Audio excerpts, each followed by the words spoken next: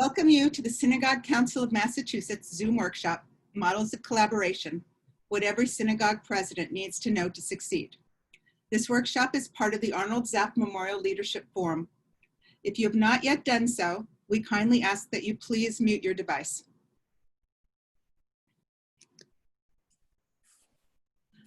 My name is Gretchen Marks-Brandt. On behalf of Synagogue Council and our Board of Directors, it is my honor to welcome more than 90 participants representing about 50 congregations from throughout Massachusetts, Maine, Rhode Island, to the Arnold Zapp Memorial Leadership Forum. First, a few words about Arnold Zapp. He was a man of intelligence, energy, and integrity, with a deep, unwavering commitment to Jewish unity and pluralism. Arnie was so proud of the way his family embodied those ideals. He was past president of Beth Avoda, a URJ-affiliated temple. Later, Arnie and his wife Dale became longtime members of Temple Emmanuel, a conservative congregation. Arnie served on the Synagogue Council board for 11 years and as president from 2013 to 2016. In the Mishnah, the rabbis instructed, "Be equally attentive to minor and major principles." That was Arnie. He valued the big picture and at the same time attended scrupulously to every detail, whether an arcane aspect of Robert's rules, a complex biblical verb, a pitcher's ERA, or the knot of his bow tie. Arnie's impact upon us and upon the community cannot be measured. We honor his legacy with every kindness and also by our efforts in supporting our Jewish communal leadership. May his memory be for a blessing. Before introducing and turning the program over to Synagogue Council Co-President Craig Schneider and our panelists, I'd like to share the plan for this afternoon's meeting. Craig will introduce our distinguished panelists. Craig will then invite panelists to answer a series of questions. After the panel responds to Craig's questions, we invite you to ask your questions in our open Q&A session. If you have a question during the Q&A, please write the word question in the chat and we will call on you. Once again, we are so grateful to be together this afternoon. And now I'd like to introduce to you our facilitator, Dr. Craig Schneider, co-president of the Synagogue Council of Massachusetts. Craig is a managing director at IPAQ International, where he conducts research and evaluation projects for the Medicare program and various state agencies. Currently co-president of the Synagogue Council, he was president of Temple Hillel B'nai Torah, a Reconstructionist congregation in West Roxbury, from 2013 to 2015, and served on its board in multiple positions. Craig was active in the Young Judea youth movement in high school and college, and lived on Kibbutz Keturah in the late 1980s. He is married to Tammy, who works at Camp Yavne. They have two children, Sarah and Ben, both graduates of Solomon Schechter Day School and Gann Academy. Sarah graduated from BU, and Ben is at McGill University. Craig is a doctorate in health policy from the Brandeis University Heller School and an MBA from Boston University. Craig, we are abundantly grateful for your leadership and for facilitating our program this afternoon. The workshop is now yours. Thanks very much, Gretchen. Yeah, I have a doctorate in health policy. I think to be a synagogue president, maybe a doctorate in mental health policy might have been more apropos. But as we know, being a synagogue president is challenging, but a labor of love. And we're looking forward to hearing from our panelists today about their insights into what it takes to be an effective synagogue president, what they've learned along the way, and what advice that they might have for new incoming synagogue presidents. So Gretchen, are the bios on the slides? Yeah, okay. So our first panelist is Dr. Alan Avery Peck, who is president of Temple Israel of Natick. He has a long history of congregational involvement over the past 26 years as a member of the temple. He previously served as executive vice president and vice president for Religion and Israel Action.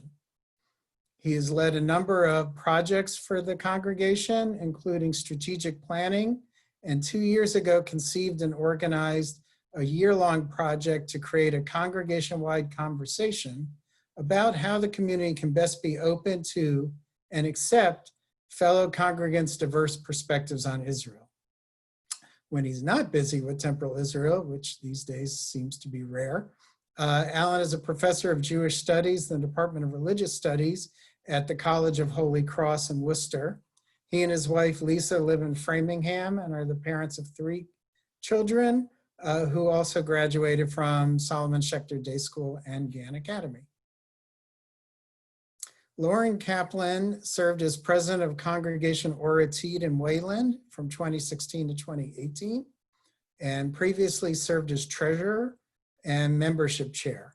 She continues to remain active as a board member and serves on several committees, and recently returned to working at Fidelity full-time in product management and personal and workplace investing. Lauren worked at Fidelity from 1994 until 2009, and then left the professional world to focus on her family and not-for-profit work, both local conservation and becoming more involved in synagogue life. In 2014, she returned to Fidelity as a consultant on a part-time basis. She's married to Russ, and they have 2 children, Noah, a sophomore at UMass Amherst studying civil engineering, and Becca, who is a rising senior at Lincoln Sudbury Regional High. And our other panelist is Mike Rosenberg, who is past president of Temple Emunah in Lexington, where he has been a member since 1976.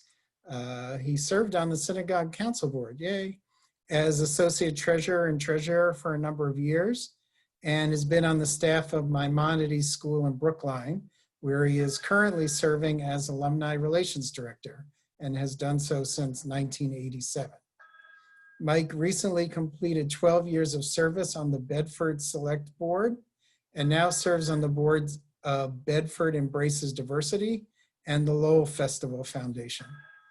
He and his wife Dawn will celebrate their 50th wedding anniversary in August, Mazal Tov, and they have 2 children and 2 grandchildren. Great, so thanks so much to our panelists for being with us today and sharing their insight, wisdom, and experience, and probably a few hard knocks along the way. And we'll start off with Alan to answer the first question, which is to please provide some background on your congregation, its size, location, what kind of staff resources you might have, and then to tell a vignette of importance. It might be your greatest accomplishment, what was your biggest challenge, or even what was your biggest surprise after becoming president. Alan? Hey, thanks, and thanks to everyone for being here, and especially thanks to Gretchen and Craig for involving me. I'm particularly pleased to be on a panel with Lauren and Mike, both past presidents, which suggests that there might be life after presidency, something which in the middle of it does not always seem entirely clear. Though I must say every day is a joy along with the work, and that's something to look forward to and to expect. Temple Israel of Natick is a 75-year-old congregation. We have just shy of 400 families, a full-time staff that includes a rabbi, a cantor, a school director, an office administrator, an office assistant, and we have a full-time nursery school. So we have a nursery school director, we have 6 custodians, and overall, which I know from the PPP grant, a full-time staff of 21 employees. So it's like running as a volunteer a medium-sized ship. What I find, well, I'll tell you the vignette that I thought of that I think reflects on what many of us face as presidents.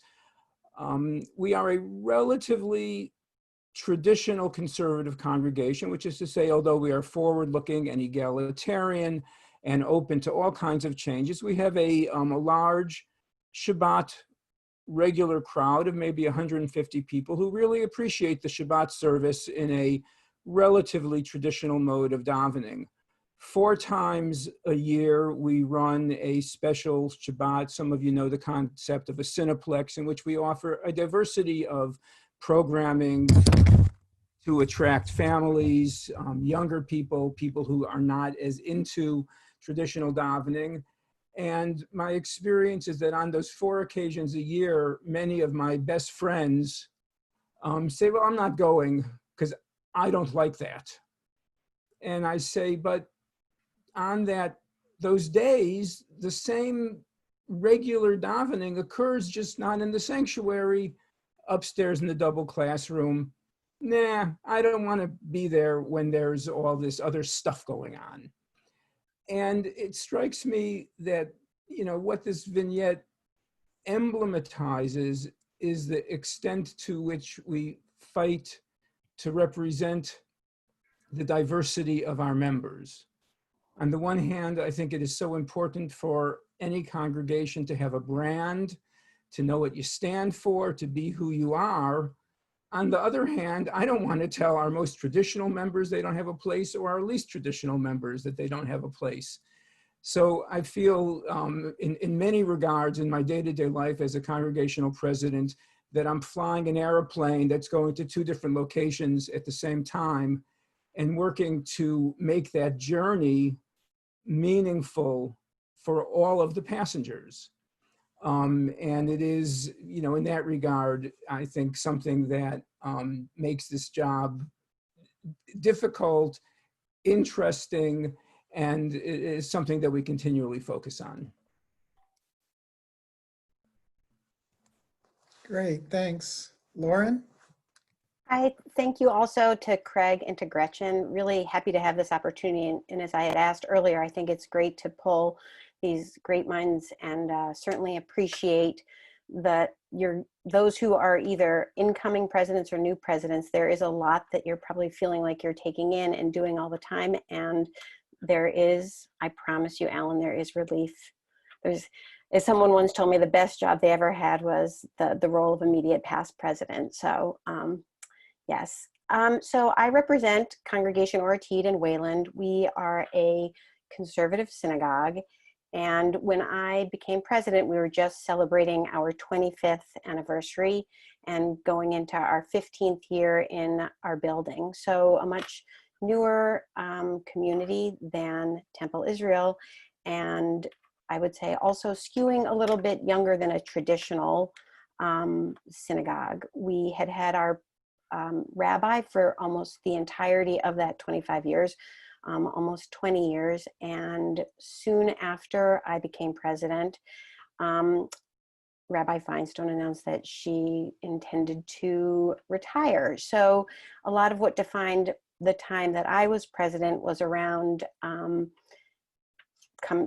doing the rabbi search. But prior to doing the rabbi search and the process that entailed, it really became important to us to make sure we understood our identity, who we were as a community, what was important to us, so that as we went through the process, we understood clearly who would be the right fit and who would be the right person to be our spiritual leader to take us into the next, chapter of Orteed's life. We are, as I said, we're conservative, but the one thing that was a little bit different about us is that Rabbi Feinstein, who was our rabbi for that time, was not a conservative rabbi. She was ordained as a Reform rabbi, which gave us a little bit more of, I'd say, a slightly more progressive, though we did, as a member of USCJ, adhere to conservative values and service and Siddur and all that. The thing that was a hallmark of our community was that it was very much around a lot of involvement. Before our building, we had a building, we brought the community together at a church. And so there was, in order to even make and grow a community, it really took a lot of hands and involvement. And that meant that there was essentially, and still is, no full-time staff other than the rabbi. So there's when I was there was a part-time ed director, a part-time synagogue administrator, and a part-time custodial resource for us. And so it was a lot of hands-on and required a lot of hands-on for everyone in some ways. And it was shared with me this way, and I think all past and future ORTED presidents have experienced this, is that the job of president at ORTED felt more like president, but also a little bit of executive director, being pulled into lots of different administrative things, as well as leadership, strategic, tactical.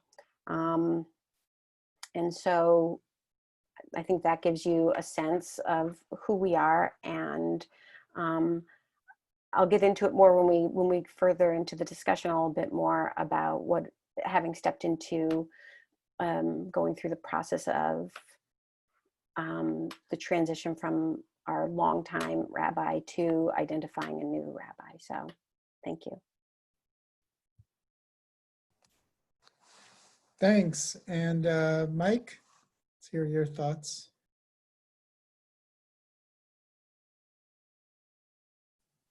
Thanks, Greg. It's great to see some familiar folks here from my days on the board, and also to make some new friends today. So full disclosure, it's been 32 years since I was a synagogue president. But I don't think that really matters in the context of what we're trying to do, because I think the lessons learned and the principles and the values that led to those lessons are pretty universal. Also, my presidency was during a time when we didn't have professional help. Today at Temple Emunah, there's a senior rabbi, there's an assistant rabbi, there's an executive director, a school director, a preschool director. Never have had a chazan, never had a cantor. It's just never been part of the tradition at Emunah. When I was president from 1986 to 88, there were a little over 400 households. Now I think we're in the high 500s with a catchment area of close to 30 cities and towns, all the way from the New Hampshire border to Cambridge and west as far as Ashland, although we don't see her that much. Might show up at Temple Israel or even at ORTED on the way. So it was suggested that we might want to talk about our biggest surprise as president. I'm going to tell this vignette. It's very colorful and entertaining. And there's also a lesson there about how you just have to be ready for anything and respond to it. So shortly after I began as president in June of '86, our live-in custodian unexpectedly died. And while we filled in for him, one of my jobs was to find a replacement. And I found somebody who I thought was perfect for the job. He liked living by himself. We had an in-shul apartment for the caretaker. And he was, he protruded an air of responsibility and self-sufficiency. His references checked out, the ones he provided. And he was upfront and said to me, I recently did time in prison for embezzlement. And, but I realized my mistake, and I want to get back into society. So we put him on as a caretaker, and everything was going pretty smoothly for almost 4 weeks. And then one night I got a call from a Lexington police officer whom I knew in my previous position as the editor of the weekly newspaper in Lexington. And he said, I just wanted you to know that we're following your new caretaker everywhere he goes. And I said, I'm really surprised. I know that he did time for embezzlement, but he paid his debt. Why are you following him? And he said, is that what he told you? He was sentenced for child molesting. So, and he said, and you can't terminate him for that because I'm giving you privileged information. But I just thought you needed to know. Okay, so now what am I going to do with this? The only thing I could think of was I have to get him to leave on his own accord to make sure that I'm legally solid. And I was only 36 years old. I really didn't have the breadth of experience to know to call our lawyer, to bring in other people. just said, I'm going to handle it. So I called the guy and I said, you're doing such a great job. I want to take you out to lunch and talk to you about this. So when we sat down, I said, look, you're doing such a great, you're such a nice guy. I have to be honest with you. You're going to hate this job. You're going to wish that you'd never seen this place. And I'm only telling you this for your own good. So we have a holiday coming up called Sukkot, where you're going to find pieces of branches and leaves all over the building. It never stops. Wait till you get to Hoshana Rabbah. People will be smashing willow leaves on the furniture. It'll turn green. We got all kinds of other crazy things. The people will never leave you alone. He said, man, thanks for telling me that. I'm going to give you my resignation tonight. And thanks again, because I really value my mental health. And he was gone the next week. Statute of limitations is up. I've been telling that story for a few years now. But it was a close call. And I remember in the book of Esther, God will set the table for you, but then you got to know what to do with the implements. So the police officers gave me a break, but then it was up to me. And it's been 34 years, so I think we're out of the woods.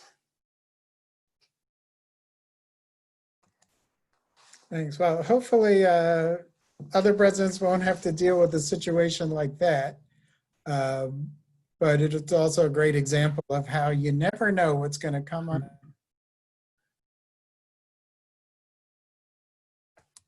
Wait, was I, can people hear me now?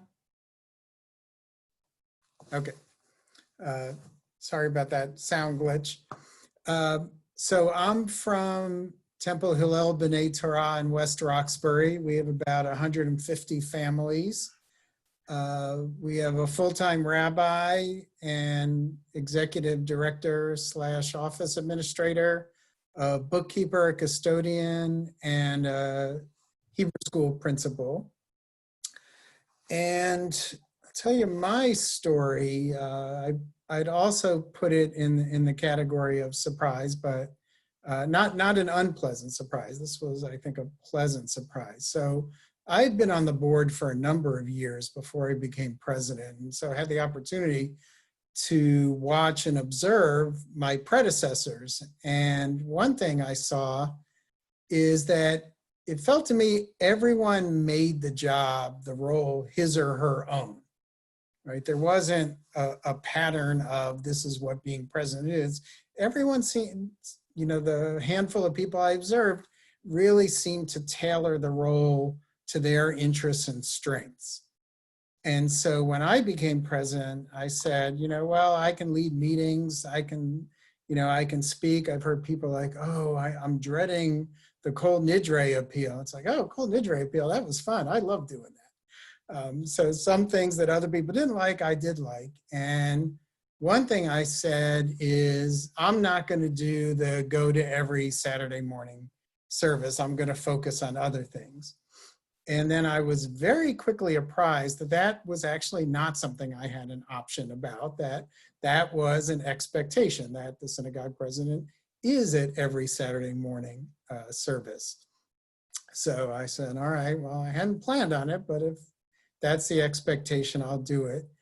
And it was so meaningful and so wonderful. And to go through the cycle of all the parshot over a period of 2 years. And, in the second year, like, oh, I remember this one.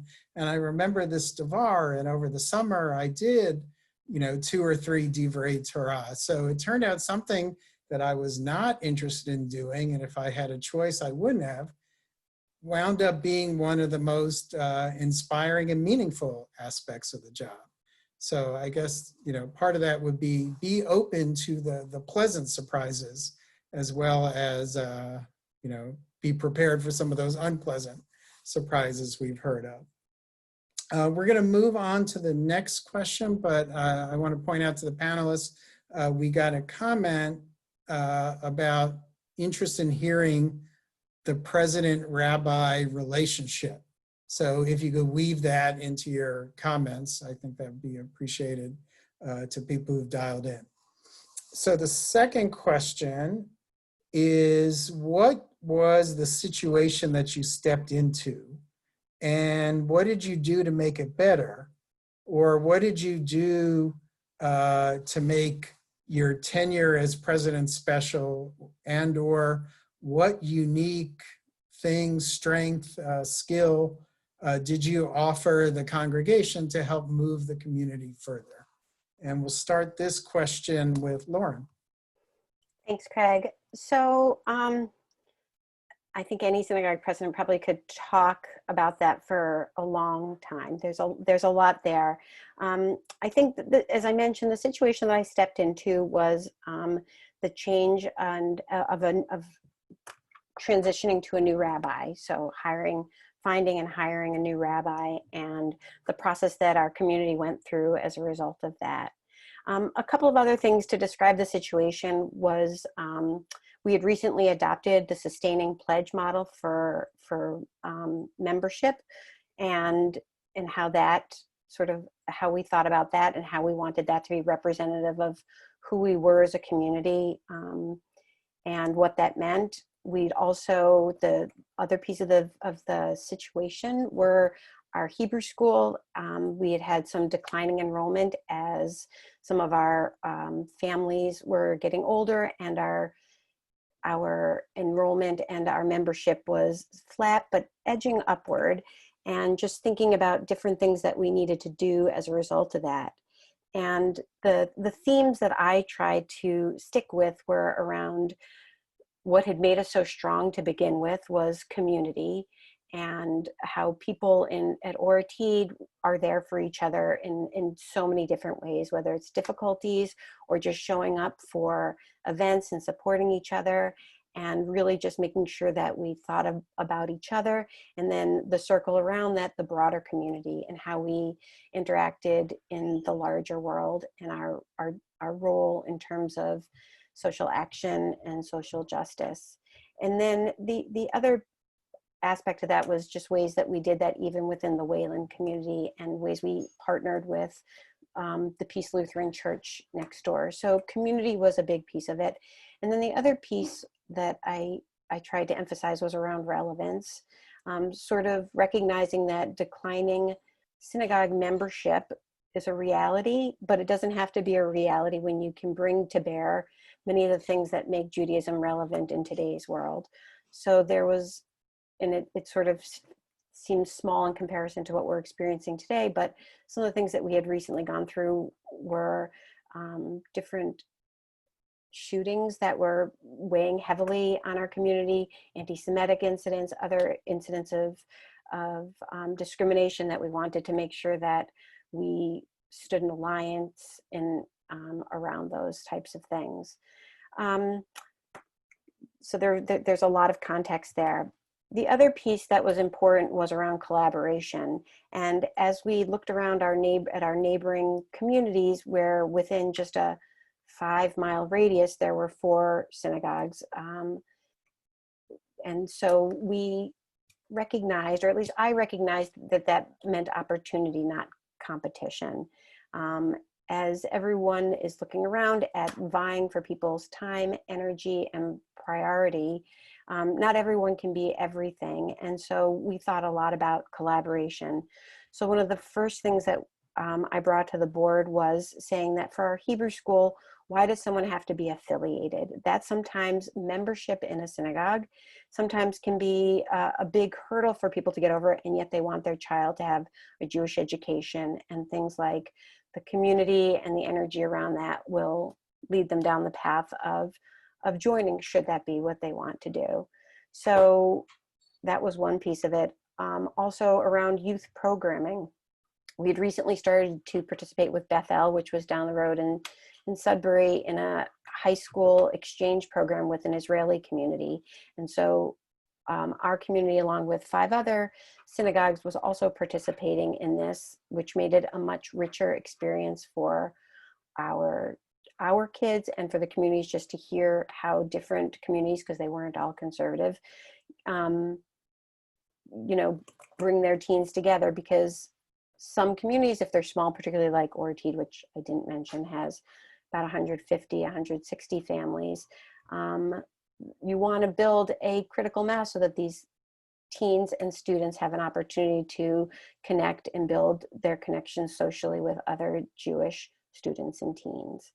And as we were thinking about some of these collaborations, we're also trying to signal to these other communities that we are willing to partner. We need to partner. We need, together we grow stronger. We don't weaken or dilute anything. If, in fact, if anything, it brings so many more resources, so many more perspectives, so much more to bear. So I would say that that is a sense of what it is that I stepped into, but also what it is, the direction that I felt like would be important for our community to go in. Great, thanks. Mike?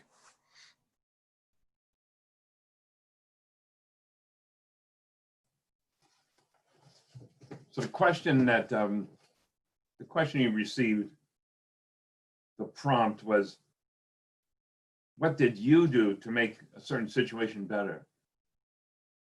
And I just want to say at first that besides hiring and convincing the caretaker to leave, I don't think I did anything unilaterally, at least initially as president. I was very young and I needed advice and I needed support. So although I might take the lead on things, the lay and professional support was indispensable. And I want to talk about the High Holy Days because certainly they're just as important to your presidency as they were to mine 35 years ago. That's why we're all so interested to see what happens coming up in 57, 81. But like many synagogue communities, probably like most, Temple Emunah is at its peak in terms of membership involvement on Rosh Hashanah and Yom Kippur. And the construction of the building reflects that. As different panels open up and rooms expand, and all of a sudden you have what looks like an aircraft carrier from the bima all the way to the back of the building. Our capacity is somewhere around 1,200. And that's just how it works. You know, it's some synagogues have services in shifts, but Temple Emunah, being in the traditional conservative movement, will we need that. We need the time. And although now we have alternative services, they're all within the same time block. We just have a bigger building. But in 1986, we had 1,200 seats, and every one of them was assigned. And they were assigned based on when you paid or when you showed up. When I joined the temple in 1976, it was August, and I ended up in row UU. And it wasn't anything personal, it was just UU. And UU was it was actually in a different time zone than the Bima. They were finishing up the Amida, and I was just starting Psuke to Zimra. It was far. And some people like to be way out there and do their own thing. I thought it was awful. I felt so disconnected. But they were assigned seats. And I come early, and there were literally hundreds of empty seats between me and the Bima. And so in the fall of 1986, our board was looking at this, and we said, let's just have open seating. Next year, we'll just announce open seating, but there's a revenue component, right? And so the first, I don't know how many it would be, 16 rows are comfortable seats, and we'll charge for those. And then when the social hall starts, that's the open seating. First come, first serve. If it's important for you to be close, come on time. And I was terrified at what the response would be to this. It had never been done that way before. And I was braced for an onslaught. The vice presidents said, we'll back you up. You know, this was a board decision. We announced it. And of course, in those days, there was no email, there was no social media. So people actually had to tell you how they felt, if you can imagine that. Sometimes they'd even tell you in person. And you know, most of it was either positive or neutral. We got very little criticism. And I think the lesson is, the universal lesson is, if you see a situation that you think is correctable and will benefit a lot of people, just go ahead and at least try it. And don't let people tell you we haven't done it that way before to be a reason to hesitate, because that's not always really a reason that carries a lot of weight. Segue into the comment. Of course, we did this in close consultation with our rabbi, who was new that year, Rabbi Eisenman's first year, and he had a lot of experience from other congregations. Without his reassurances that this is going to work, we might have spread it out over a couple of years, maybe just as a trial basis. But with his counsel and experience and encouragement, we moved forward. And that was the beginning of a rabbinic lay relationship at Temple Emunah that has really been strong and constructive, going now on 35 years. We've been blessed with exquisite rabbinic leadership that that makes us very proud to be affiliated and see all that they do in our movement and in the community. We know that as hard and dedicated as the volunteers are, it really comes from the top, and I'll always be grateful for that as past president, and can see it even to this day. Thanks. Alan, let's hear your thoughts.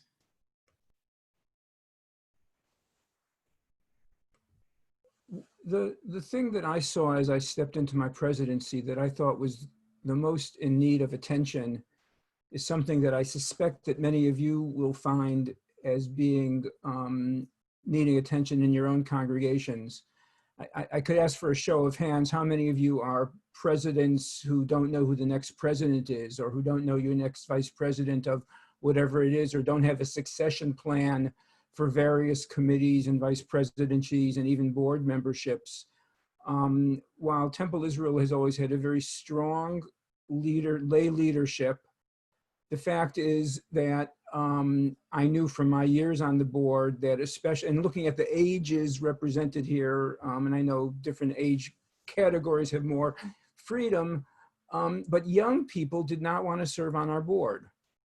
And especially in the case of young women, we had numbers of occasions in which young women had been on the board for a year or so. Some of them had stepped up to executive positions and pretty quickly said, you know what, this isn't for me.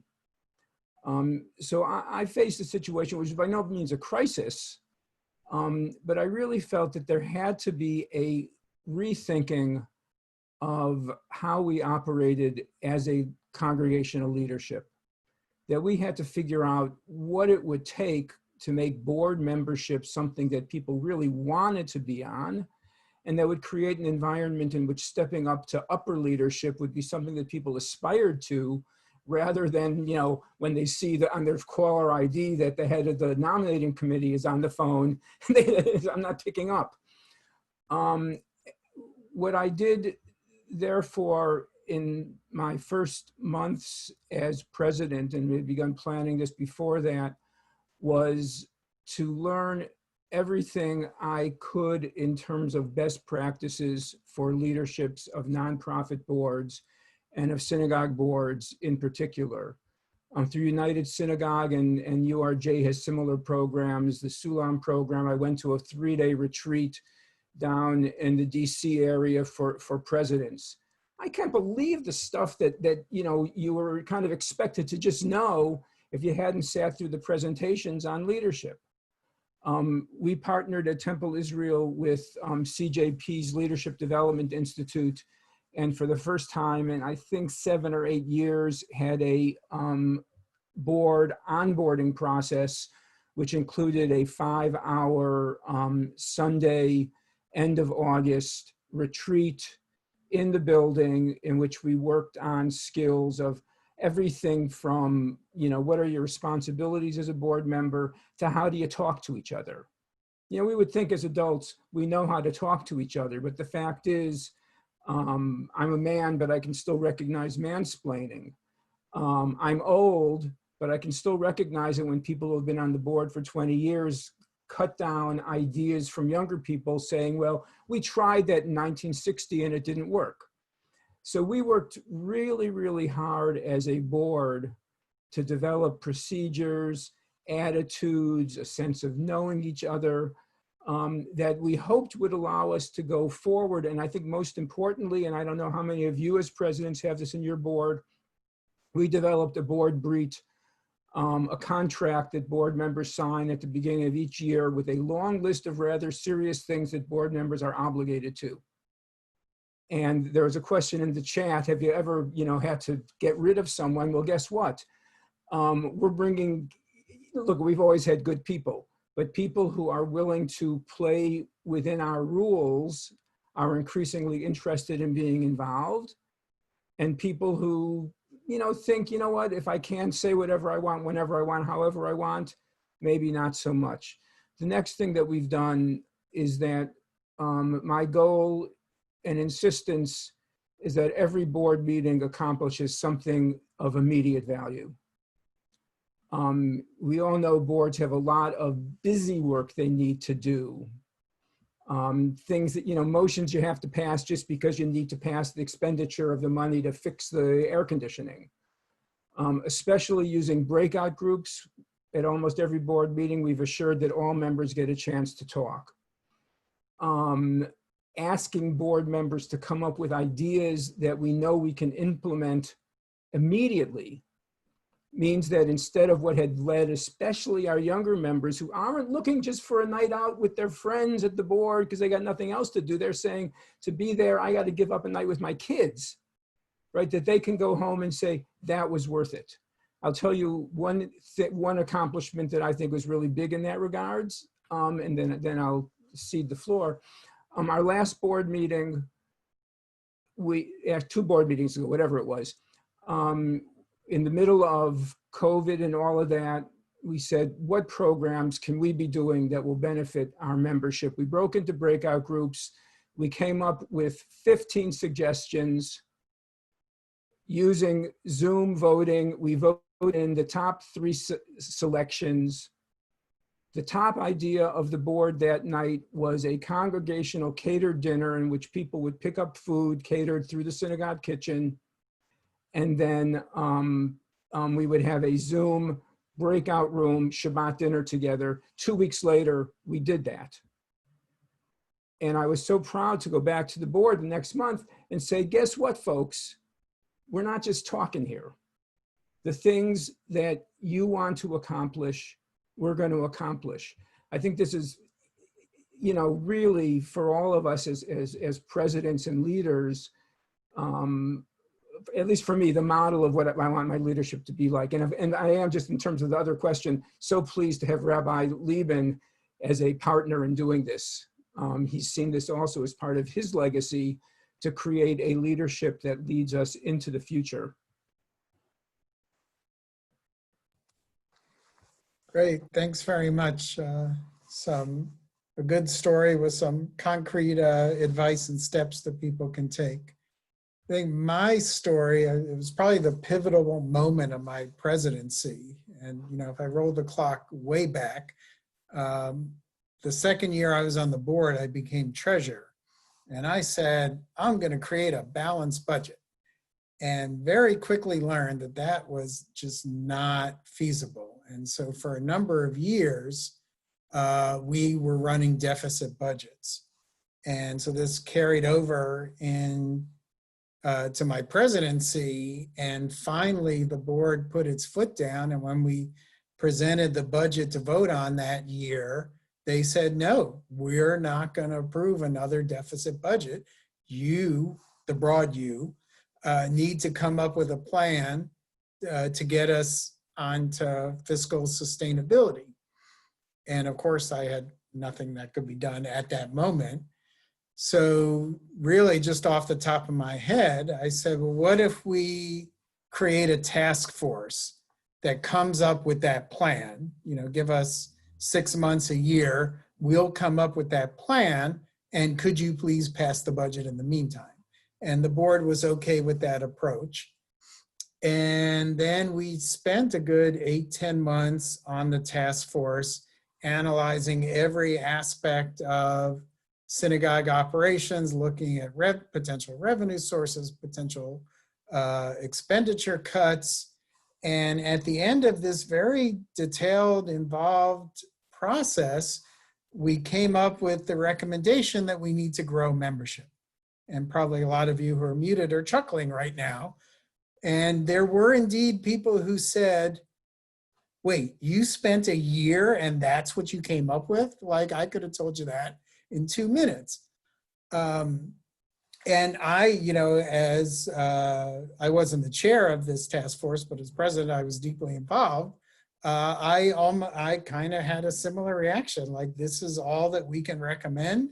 It seems so obvious, but it nevertheless had an impact by driving home the point that every aspect of the synagogue's operations, no matter what committee you were on, no matter what motivation you had, whether it was Tikkun Olam or something, or attending services, whatever it was, the message was, if we are to survive and thrive, we need to grow our membership, really permeated throughout the organization. And we have grown by about 40% in the subsequent years in terms of membership. And we have had, COVID's a different animal, but prior to this current year, we've had 4 successive budgets in the black. So it seemed like, oh my gosh, what do I do? Backs against the wall. But we said, give us a little time to come up with a plan, did some research, implemented the plan, and succeeded. So we'll move on to our last round robin question, and then we'll start to take the questions that we've seen come in through the chat. And that is, what was the best advice you received before becoming president? And or what advice would you give to your successor? What do new presidents need to know and think about as they enter this role? And we'll start this question with Mike. As I said earlier, when I became president of Temple and Moon, I was 36 years old. And the people who preceded me, in my mind, were giants, were larger than life. How could I ever hope to fill their shoes? So a few days before my installation, I get a knock on the door, and it's a man named Inman Leff, who was not only president of Temple and Moon once, but he actually did it again. If you can imagine that. He was like the Grover Cleveland of Temple and Moon. And he had a package for me. And he said, I'm going to give you this and I want you to use it. So I opened the package and it was an answering machine. Anybody know what that is? It's like voicemail, only it was separate from your phone back in the 80s. You had to set it up and plug it in. And I'd never owned one before. He just answered the phone. And he said, you're going to need this to preserve your family's, the integrity of your family life. And that was a really good piece of advice, because the calls just kept coming in. Now, I realize that with electronic mail these days, nobody calls anybody. I mean, nobody even answers the phone anymore. A few years ago at Maimonides, we tried to raise money by calling people. And we got 41 no answers and 9 voicemails. And I mean, nobody answers, especially when they see that there's a possibility they're going to ask me for money. I'm not going to answer this phone. Then, when I was president of Temple and Moon, there was no such thing as caller ID. But the lessons from this are timeless. The first lesson is, make sure that you save time for your personal life and your family. The shul presidency can be all-consuming, and it's a labor of love. Sometimes you say, what did I do this for? But deep down inside, you did it because this is important to you, because this is important to who you are and to your community. But it's very easy to get caught up in this stuff, whether it's paperwork or answering the emails. And make sure that you preserve personal time. But the other side to that is always be responsive. If you happen to have messages on a voicemail, answer them right away. If you happen to get electronic mail, don't let it pile up. One thing I found is when email piles up, some of them tend to get lost. And then you get another one saying, how come you didn't answer my mail? Oh, forgot about that. It was like a week ago. And it's pretty basic human relations type of advice, is to be transparent and responsive. People think you work for them as the president. And, you know, that's not a bad way to look at it. It's not easy to do this job in a time of social distancing, but at least we do have electronic communications and telephone. But face-to-face, eye-to-eye is always best. So let's look forward to the day when that comes back. So 2 lessons from Inman Lev. Let people leave messages so you can have personal time, but then make sure that you respond to those messages and symbolically respond to everything. People aren't always going to be glad to hear what you have to say, but you have to show them the respect individually and as a community to always respond, even if what they say is really doesn't make any sense at all. They still merit the dignity of your response. So I hope that those lessons from the 80s still carry some weight today. The lessons certainly do. I don't know about the technology. Yeah. Okay, Alan?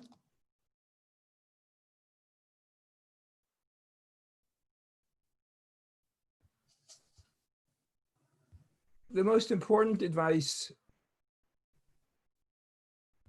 that I got upon becoming president came actually from Arlene Breyer's on the call here, and her past president, David Farbman, at Temple Aliyah in Needham, as well as my brother-in-law, who was a congregational president in New Jersey. And then I heard the same thing at the Sulam for Presidents program from United Synagogue. They all three said to me, you got to figure out what your goals are as president. You can't be president of everything and you can't do everything. You need to know what it is you're trying to accomplish as president. Pick 3 things that are your things. Number 1, if you're trying to accomplish everything everywhere, you can't really be effective. And number 2, and I think most importantly, if you don't know what your goals are, at the end of the year, you can't figure out if you've accomplished those goals. So there are lots of, I can tell you what mine were. It doesn't really, I already sort of did. I decided that creating a better form of lay leadership would be the most important thing I could do in assuring the future vibrancy of our congregation. Number 2, I determined that we needed to create a better environment for our staff in terms of staff handbooks, staff job descriptions, staff reviews, which we had not done consistently. So we're working on that. Those were the kinds of things that I thought in terms of, and there are obviously many different sorts of things. But that advice I thought was the most terrific. The second bit of advice that I would give you actually came by way of a compliment someone gave me. A congregant in the past half a year said to me that I was the least defensive person they've ever met in their life. And I thought, wow, you know what? Tell me whatever you want to tell me. You can even say it however you want to say it. And I care what you're thinking, but it's not going to hurt me or affect something in my soul or make me wish I wasn't doing what I was doing. You tell me what you think and we can work together. And I think that's, and this goes along with what Mike's saying. If you're willing to listen to criticism as well as compliments, then you can live with this and you can accomplish things that if you're always pushing back, make you miserable and make the job impossible.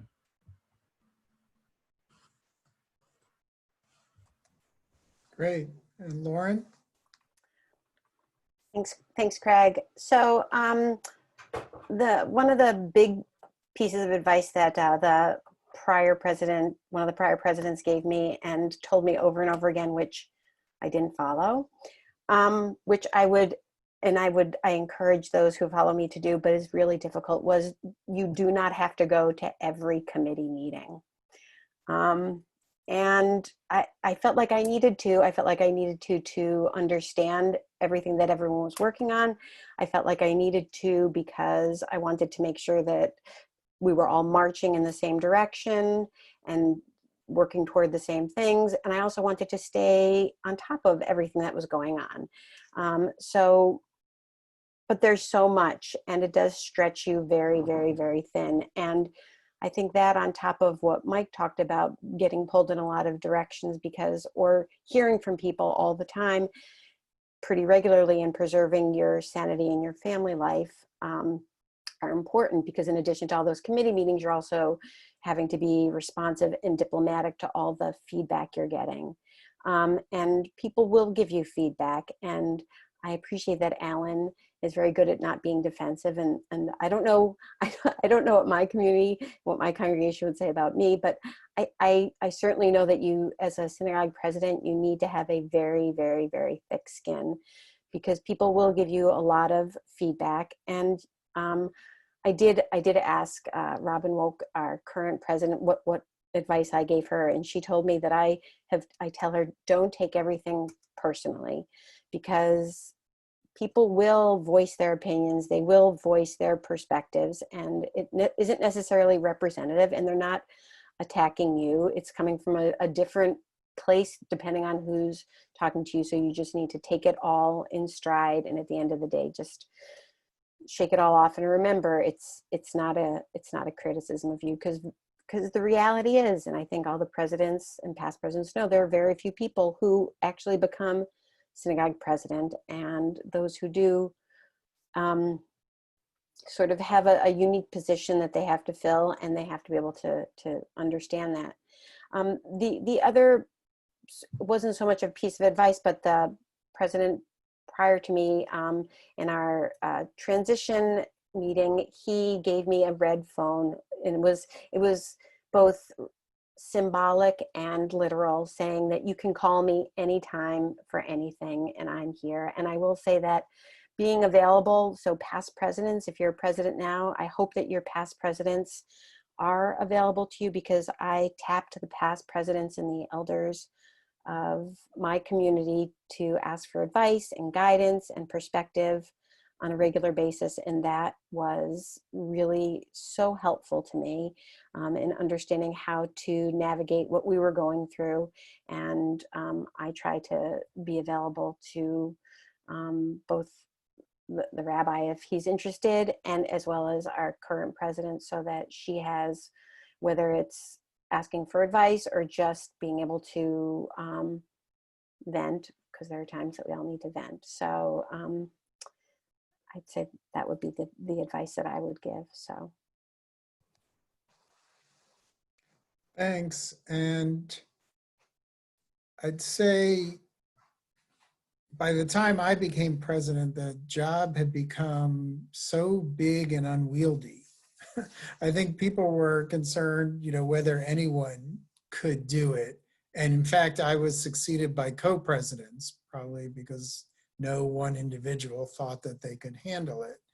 And in our synagogue's most recent iteration, we took a very close look at all of the president's responsibilities and tried to think about how we could divide some of them up among other board members.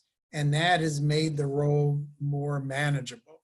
So that is something I think every congregation can and should do, is sort of revisit, the functions and see what could be shared and divvied up among other people, so that it's not perhaps as overwhelming to potential leaders. And the other thing I would say is a slogan that we embrace in our board and other meetings, which is step up and step back, right? So step up when leadership and volunteerism is called for, and step back to let other people shine. Because as president, there's going to be a natural deference to what you say. But give others on your board and in your community the opportunity to develop their leadership skills and to take on responsibility and show what they can do, and give them the space to get excited and engaged.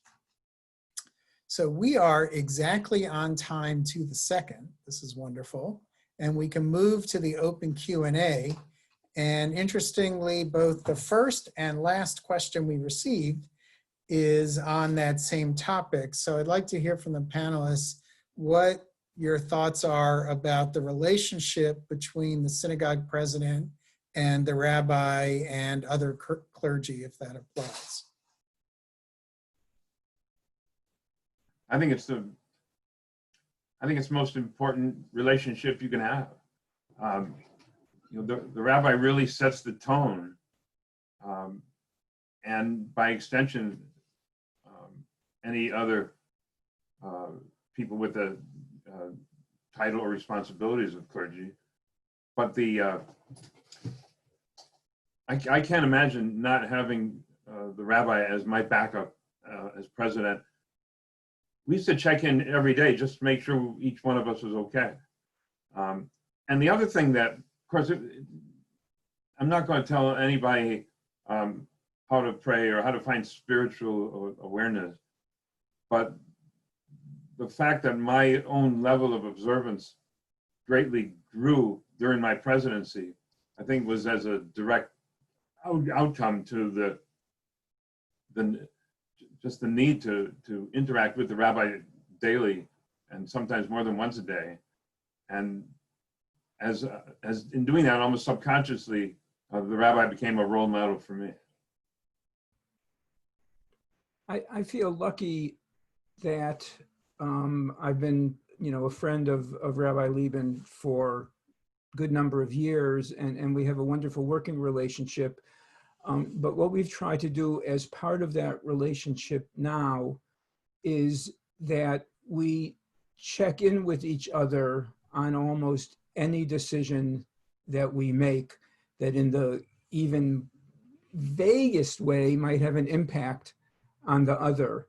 I did a wonderful program through CJP on rabbi congregational relations. Maybe some of you were there, in which you can work out a form which says, here's the following 10 things, and in which ones is it the president's responsibility, which one is it the rabbi's, who has what level of responsibility. And Rabbi Lieben and I worked through that, but we haven't really taken it seriously, because what we've learned is that it's really important for us each to know what the other is doing. And it means, I'm going to send a letter out to the congregation about whatever it is. I run it past him first. And the result of that is when he's had to or wanted to, he runs them past me first, so that we are certain that we're always providing both the best messaging we can, that we're on the same page, that we're consistent, but also that neither of us winds up being hurt by feeling that the other tried to somehow upstage. And I think that kind of, honesty in the relationship, whether you're friends or just, in this for this reason, is really important. So I think for me, it was a little bit different since, as I mentioned, pretty soon after coming into the role, Rabbi Feinstone let me know that she had planned to retire from her position. So it was a bit bittersweet for me, since one of the things I was looking forward to was having the opportunity to work with her, as well as sort of making sure that, the final 2 years that she was there were really a good experience for her. And similar to what Alan said, there was always a back and forth in terms of messaging and making sure that we knew what the other one was communicating, and communicating together or having the others back as needed. I think that that's critically important. And if there are ever any sort of different perspectives, that you work through those and you present to the community as the one voice, and that you have each other's support. I also think that it's important to, for me, I know that in terms of roles and responsibilities, it was abundantly clear what Rabbi Feinstone was doing versus what I was doing. I couldn't and wouldn't lead a service. And just, you know, we both, I would say, also were there for each other to encourage each other to do more of the things that we saw the other one doing that we thought were going to be additive to the community. So I talked a little bit about the relevance, and so just talked to her about different ways that we could make that more meaningful for people. And she talked about the ways that I could contribute to the community that would be helpful and help move us forward as well. So I think those types of dialogues to kind of build each other up are really important. So.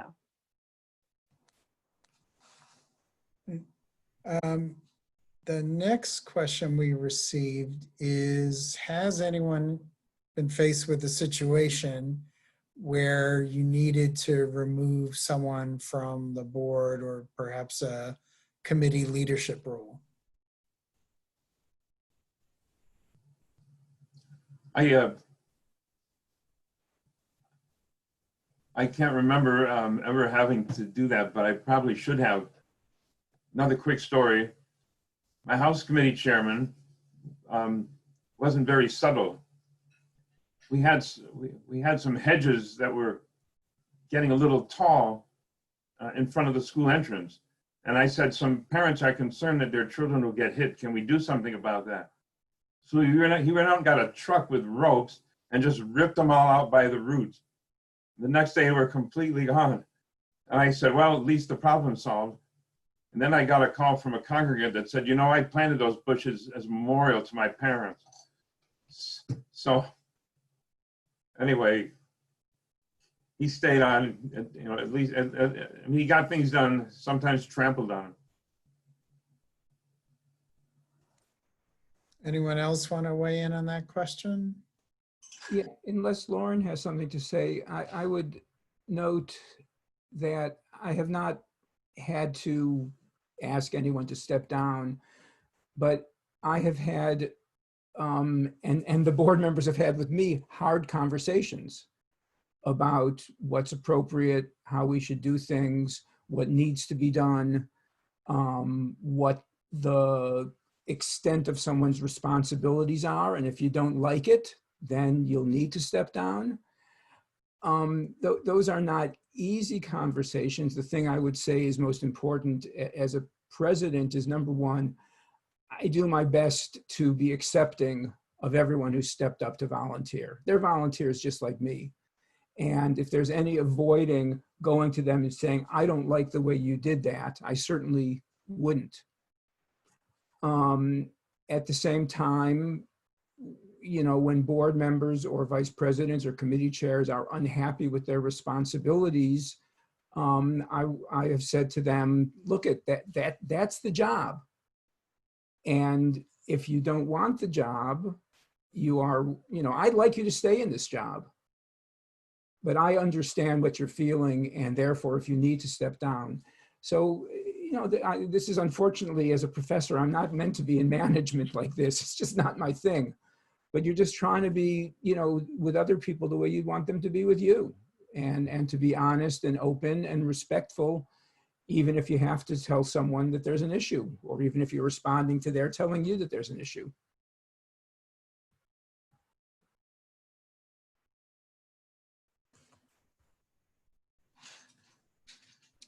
Great. The next question is, what are your congregations doing to address the COVID situation and challenges?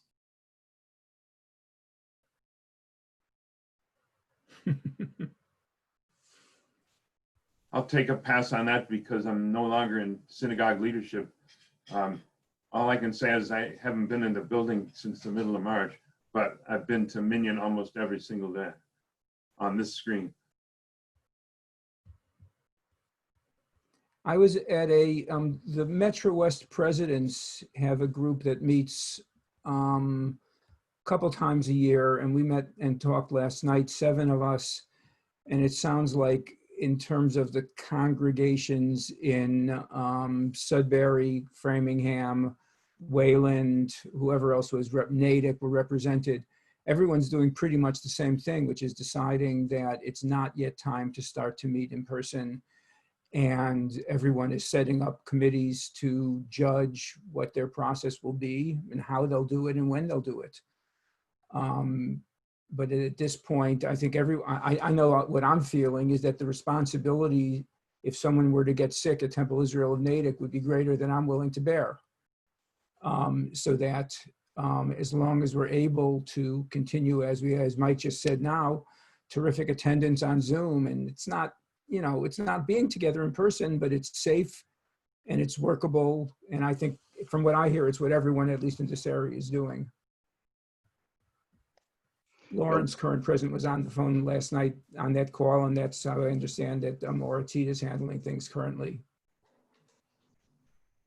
Yep. Yeah, we put together a task force, COVID-19 task force, and sent out a survey to all of the congregants about the 4 options that that we think are possible. And we just are getting back the results of the survey. Almost nobody wants to get back into the temple because of the dangers of the virus. So we're either going to do something that is streamed, combined with things that are pre-recorded, or something totally pre-recorded. So it's a whole new venture for us in doing something that is suited to the technology, but very different from what people have expected or experienced over the years. Great, thanks for that input. And we had a refinement of the question, which is not just what decisions you are making, but how are you collaborating with others to make these decisions about what to do over the summer and then for the high holidays. So that was a great. Temple Israel has a task force of medical people, people representing the Shabbat crowd, people representing the Hebrew school, people representing just about every facet of the congregation, the minyanim, ritual, the rabbi, the cantor, and we're talking through this. And I think that's what the best practices that have been announced by all the movements are, that there's no answer that's fit for every congregation everywhere. And each group has to decide what works for them. So we also have a survey that we're collecting answers on and trying to figure out what the best way through this is, and specifically what we need to do to the building in order to reopen. I've got someone who's an HVAC specialist talking about, you know, the percentage of air that gets replaced each time in each minute, and what relative humidity is in a building. So there's just a lot of complexity around this that we're trying to address.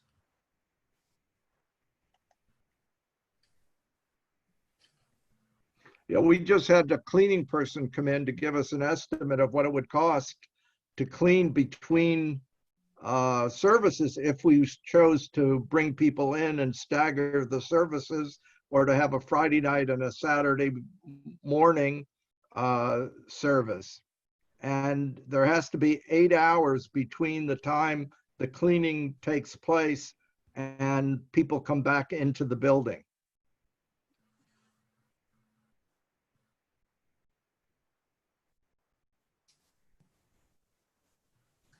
I think this is one of perhaps the greatest challenge synagogue leaders have ever had to face, because it contradicts everything that we're taught to believe as Jews in terms of being a community, in terms of, you know, you need a community to do anything, even to pray properly. And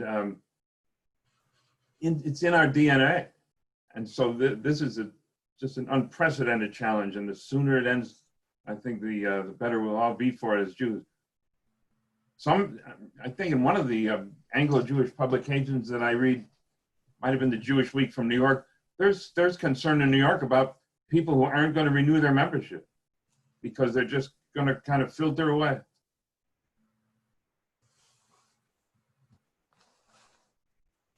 That is definitely a big risk we're all worried about. We got a question from someone, I'm not sure if this applies to our panelists, but if your synagogue does not have an executive director, how do you get the administrative operational work done? you know, as someone who came from that world, when members know that there are certain tasks to do, they step up. If we had to go back to that now, it would be much harder. But for example, I used to do the Temple and Muna Bulletin by myself. I'd write all the articles and arrange to have it printed. And it just seemed like the most normal thing in the world. That's what my predecessors did. And then now it's handed over to a professional, which is fine. And they probably do a much better job. But I can remember in the 70s and 80s when almost every task was done by volunteers because they knew that they were the last line of defense. They had to do it. So I would echo what Mike said about volunteers stepping up and finding volunteers to step up. And there are times when it's challenging.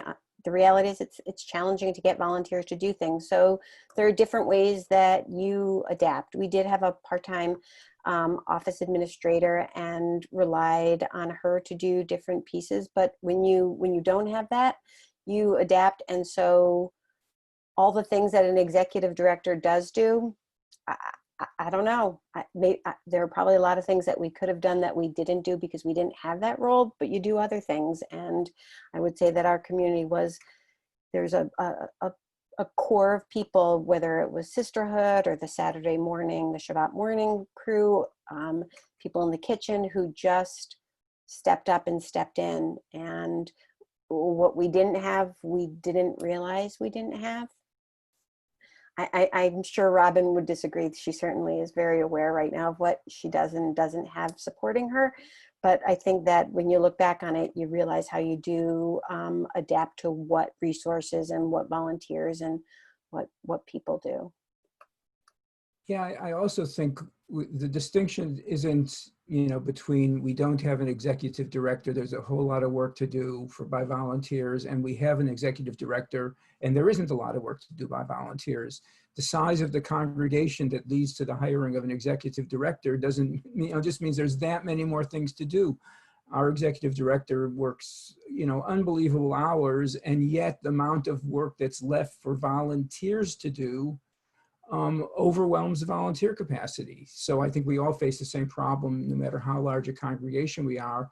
And I think that our goal, therefore, always has to be to make volunteering something which is a valuable experience to the people who do it, to be open to their ideas, to let them do it the way they want to do it, to make doing it something which feels rewarding, whether it's a menial task, we need you to come in and stuff envelopes, or whether we need you to lead a task force on reopening. In all of these cases, just like we want to be respected for what we're doing, I think showing your volunteers that you respect them is central.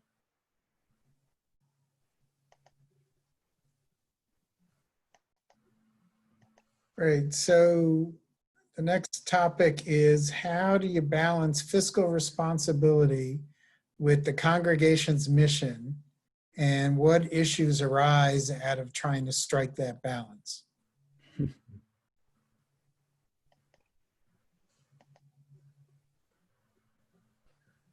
I don't know whether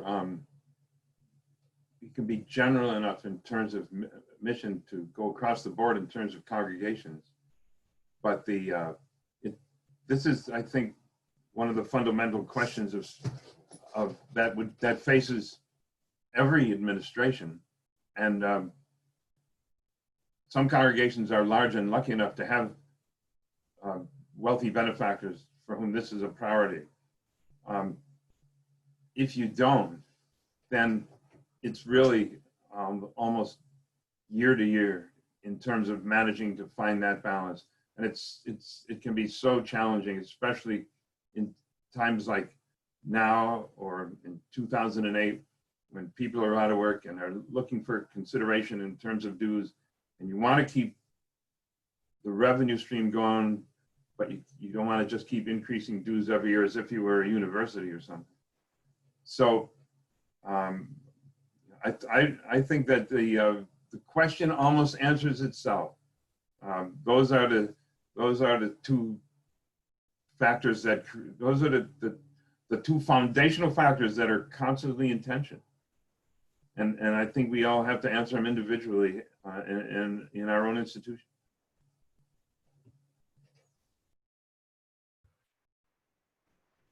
My budget chair a month ago, when we went through our budget for next year, which was such a pleasure, pointed out that synagogue budgeting is done the opposite of almost any other budgeting. Normally budgets, you look at how much money you have, and then you figure out how you're going to spend it.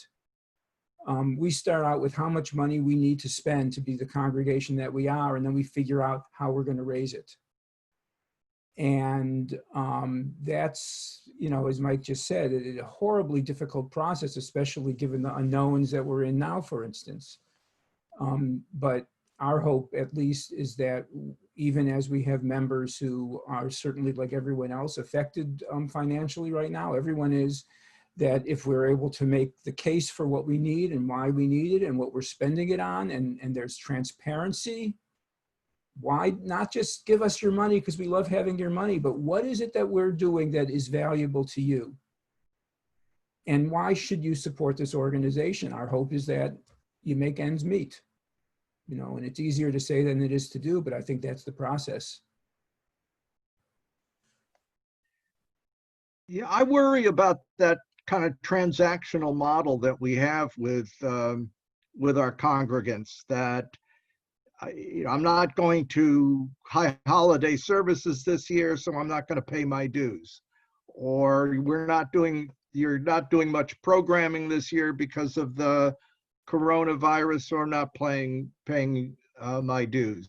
Or I want a reduction because you're reducing what you're providing me, so I'm reducing what I'm going to provide you.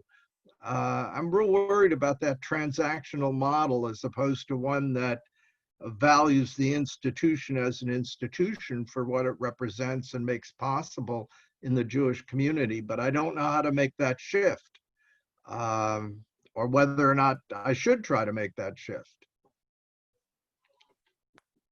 So Orateed has this sustaining pledge model, and while it certainly is extremely challenging, of course, to have a balanced budget or get close to a balanced budget, I think an answer to some of the things that you were mentioning as concerns are that it's not a matter of I'm not getting what I thought I paid for, because there are so many things I think that you have to convey that you get from a community that aren't transactional. The support of the community. There are times when you don't know that you're going to need them. The enrichment that you get, and that the contract, the Brit that you sign, is becoming part of the community, is an ongoing commitment to the community, not to the transactions. And by the way, we enrich that community, and we offer different programs now virtually to enrich and educate and connect and support our community and other communities. So I think that there are ways to convey the role that the synagogue can play and people's commitment to supporting that, because at some point either it was or will be important in their lives. So that's been the message that Orateed has always tried to convey, and that those are the values of our community. Yeah, I think Lauren's exactly right. And in some ways, the period of Corona makes it difficult for the reasons we've heard. On the other hand, if your congregation has stepped up to the needs of people in this period, made the phone calls, made the contacts, helped the people who needed support, created the programming, then you're actually in a position to say, when you needed us, we were here. And that's what it means to belong to this community. So, you know, we can hope that that people respond to this. I think the interesting thing is that, right, we're not in a period any longer where people belong to a synagogue just because it's what you do. Even when I was younger, it already was beginning to shift. People today belong to synagogues exactly because of the feeling that they're getting something out of them. And I don't know if that's good or that's bad. I mean, it's difficult, but it calls on us to explain ourselves and to be certain that we are doing what people need, providing value, providing a place for people to be. And, you know, that's a challenge, which if you can can meet the challenge, I think there's still a lot of people out there who want to participate. Right, well, we're up on time, so please join me in thanking the panelists for their wonderful insight, wisdom, experience. They seem like they would have all been outstanding synagogue presidents, and would love to collaborate with them on an ongoing basis. So I think I'll turn it over to Gretchen for the final wrap up. Thank you, Craig, and thank you to all of our panelists. You did an amazing job. I'm sure that there's many, many more questions that have arisen as a result of your conversation, and it strikes me that is the measure of good conversation. We'd like to thank the Zaff family for their generosity in underwriting our Arnold Zaff Memorial Leadership Forum. We'd like to thank our co-president, Craig Schneider, for his amazing leadership and skilled facilitation. We'd like to thank our extraordinary panelists, Avery, Peck, Mike Rosenberg, and Lauren Kaplan, for sharing their wisdom and their experience and their insights, and for their time as well. We'd like to thank our board of directors for their enduring support, and Jermaine Wong for her technical expertise, making this go so smoothly. And finally, Emma Savitz for managing our registration process. You'll all receive a request to do an evaluation of our program, and we value your responses more than I can say. Please take a few minutes to fill out the evaluation, and also propose future programs that might be of interest to you. So I have one more slide, maybe. And that is at the end of each book of the Torah, we say, Chazak, Chazak, Benit Chazak. And so I say to you, to our past, our current, and our future congregational leaders, Chazak, Chazak, Benit Chazak. Be strong, and let us strengthen each other. You've certainly done that for us today, and we so appreciate your time and contribution to our community today and every day. Thank you all for participating. Thanks very much. Bye.